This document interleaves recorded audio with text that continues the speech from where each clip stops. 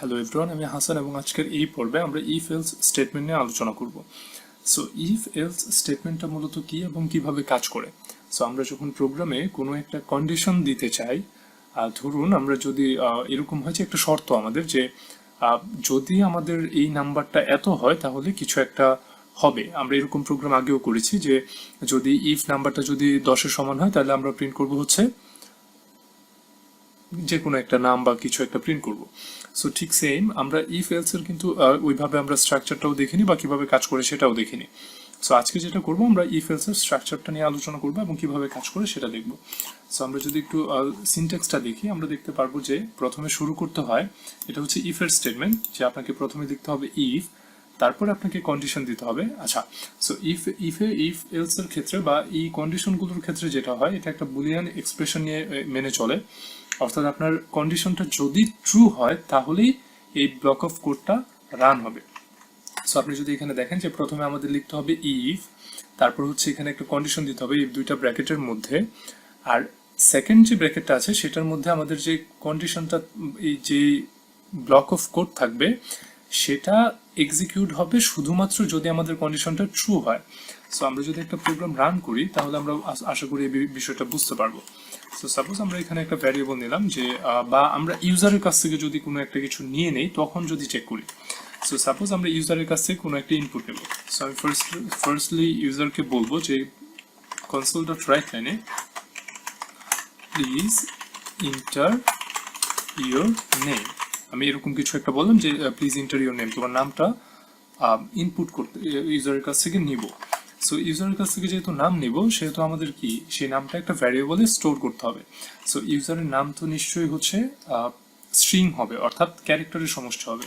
সেজন্য আমরা একটা স্ট্রিং ডেটা নিব, স্ট্রিং ইউজার নেম, অর্থাৎ যে ইউজার নামটা দিচ্ছে তার নামটা আমরা স্টোর করবো এটাতে, এবং সেটা কিভাবে স্টোর করব, কনসোল ডট রিড লাইনের মাধ্যমে। অর্থাৎ আমরা আগের ক্লাস যদি করে থাকেন আমরা বা জেনে থাকেন তাহলে আমরা অবশ্যই এটা নিয়ে কথা বলেছি যে রিড লাইন দিয়ে কি হয়, কোনো কিছু ইনপুট নেওয়া হয়। অর্থাৎ এখন আমরা যেহেতু ইউজারের কাছ থেকে কোনো কিছু একটা ইনপুট নিচ্ছি, সো আমরা এখন কি লিখবো, console dot read line. So আমরা যদি এটার উপরে মাউসটা ওভার করি আপনি কিন্তু দেখতে পারবেন যে এখানে নিচে লেখা আছে যে এটা কি করে। এই যে এই লাইনটা যদি একটু লক্ষ্য করেন, এখানে লেখা আছে যে এটা reads the next line of characters from the standard input stream. So এটা যেটা করে, আমরা যাই কিছুই ইনপুট নিতে চাই না কেন বা দিতে চাই না কেন সেটা এই রিড লাইনের মাধ্যমে নিতে হয় সি শার্পে। সো আমরা ইনপুটটা নিয়ে নিলাম এবং আমরা যেটা করবো এখন একটা কন্ডিশন দিব যে ধরুন সাপোজ কন্ডিশনটা হলো এরকম যে আপনি কোনো একটা বাসায় ঢুকতে চাচ্ছেন। সো বাসায় গিয়েছেন, একটা কম্পিউটার আছে যেটা কিনা আপনার নাম আস্ক করছে। সো আপনার নামটা যদি এরকম হয় যে আপনার নামটা দিলেন এবং সেই নামটা দেওয়ার পরে সে আপনাকে বলে দিল যে আপনার নামটা এত, এবং আপনাকে বলে দিল যে ইউ ক্যান এন্টার। সো আমরা এরকম একটা প্রোগ্রামের জন্য আমরা এখানে নিচে ইফ লিখলাম, তারপর এখানে যেহেতু একটা কন্ডিশন দিতে হবে, সো একটা কন্ডিশন দিব, সেটা হচ্ছে ইফ ইউজার নেমটা যদি এরকম হয়,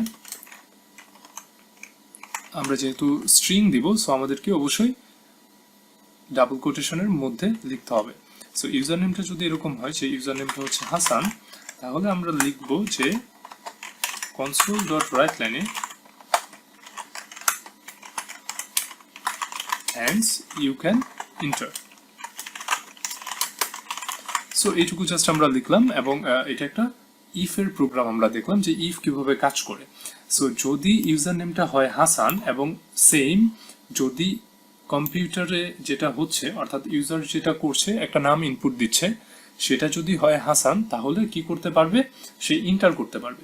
সো আমরা যদি এটা কন্ট্রোল প্লাস F5 প্রেস করি এবং দেখি যে আমি এখানে লিখলাম হাসান, তখন কিন্তু বলছে যে প্রোগ্রামটা thanks you can enter.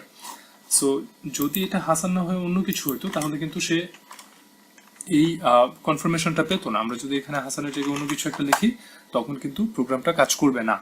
So এখানে একটা কি করলাম, আমরা একটা কন্ডিশন দিলাম এবং এই কন্ডিশনটা কি করলো, অবশ্যই ট্রু হইতে হবে। সো এই কন্ডিশনটা যখন সত্য হয়েছে তখনই কিন্তু সে বলেছে যে thanks you can enter. So আমরা যদি এখন ইফ এলসে যাই, অর্থাৎ আমরা যেটা করলাম যে এখানে কন্ট্রোল F5 দিলে যদি অন্য কিছু প্রিন্ট করে তাহলে কিন্তু সে বলছে না কিছুই। সো ইফ এলস এর কাজটা তখনই আসে যখন আমাদের আরেকটা কন্ডিশন দরকার হয়। সো আপনি যদি একটু সিনট্যাক্সটাতে আবার যাই, আমরা দেখতে পারবেন এখানে যে ইফ, এখানে কন্ডিশন, অর্থাৎ একটা কন্ডিশন দিব, তারপর ব্লক অফ কোড হবে যেটা কিনা এক্সিকিউট করা হবে। এরপর যদি এটা না হয় তখন কি হবে সেটা আমরা জানাবো হচ্ছে নিচের কোডটাতে। সো ইফ এলস, সো আমরা এখানে সেম ভাবে আমরা একটু ট্রাই করি। সো এলস কম্পিউটার আমাদেরকে বলে দিবে sorry you can't enter. So আমরা যদি একটু Ctrl+F5 প্রেস করি এবং এখানে অন্য কিছু একটা লিখি, তখন কিন্তু লিখবে sorry you can't enter. So আশা করছি এই বিষয়টা বোঝা গেছে। এখন ধরেন যে আপনার এই কন্ডিশনটা আছে, আবার ব্যাপারটা হচ্ছে যে আপনার আরো কিছু কন্ডিশন দরকার, যেটার জন্য এরকম একটা সিস্টেম করলেন যে আপনার বাসায় ঢুকতে পারবে কিন্তু নির্দিষ্ট কিছু নামের ব্যক্তি। যেমন আমার নাম হাসান, সো আমি ঢুকতে পারবো। তারপর ধরুন এরকম হলো যে আরো কয়েকজন নাম আছে। সো আরো যদি কয়েকটা নাম থাকে এবং সেটা যদি কম্পিউটারকে ডিটেক্ট করাতে চান তখন কি করতে হবে? তখন আমাদের কি মাল্টিপল কন্ডিশনস লাগবে। সো মাল্টিপল কন্ডিশনের ক্ষেত্রে কি করতে হবে? সো ফার্স্টে ইফ কন্ডিশন 1, যদি এটা কন্ডিশনটা ট্রু না হয় সেকেন্ড কন্ডিশনে চেক করবে, এরপরে সেটাও যদি ট্রু না হয় তাহলে কি পরের কন্ডিশনে যাবে, এভাবে যেতেই থাকবে। সো আমরা এটা মাল্টিপল একটা কন্ডিশন করি। সো ইফ যদি হাসান হয় তাহলে কি বলবে সে ইউ ক্যান এন্টার। সো এখানে আসবে কি এলস ইফ, অর্থাৎ আরো অপশনস আছে তাই না, আমাদের অন্য কেউ হতে পারে। দেখেন এখানে এলস ইফ। সো এখানে যদি এলস ইফ এইটাতে যদি অন্য কোনো একটা নাম হয়, সো এখানে যদি এরকম হয় যে ইউজার নেম ইজ ইকুয়াল এখানে আরিয়ান যদি হয় সেও এখানে এন্টার করতে পারবে। সো এখানে আমার এই লেখাটা আবার দিয়ে দিলাম। সো ঠিক সেম আমরা কি এই এলস ইফ কি আরো অনেকগুলো দিতে পারি না, অর্থাৎ যদি অন্য কেউ ঢুকতে চায় তখনও যদি আমি এখানে অন্য একটা নাম দিই, সো সেও কি সেম জিনিসটাই প্রিন্ট করবে। এখন যদি আমি একটু Ctrl+F5 প্রেস করি এবং যদি সেখানে ওভি লিখি তখনও কিন্তু সে বলবে যে thanks you can enter, right.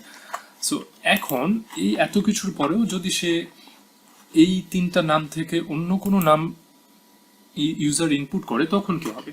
তখন সেটা জানানোর জন্য আমরা এলস এখানে আবার কন্ডিশন দিয়ে দেব console.writeline, অর্থাৎ উপরে যদি কন্ডিশনগুলো ফলস হয় তখন সে প্রিন্ট করবে সরি ইউ কান্ট এন্টার। অর্থাৎ উপরের একটা নামও সে সঠিক না বা তার সাথে ম্যাচ করেনি, তখন সে বলতেছে হচ্ছে যে ইউ কান্ট এন্টার।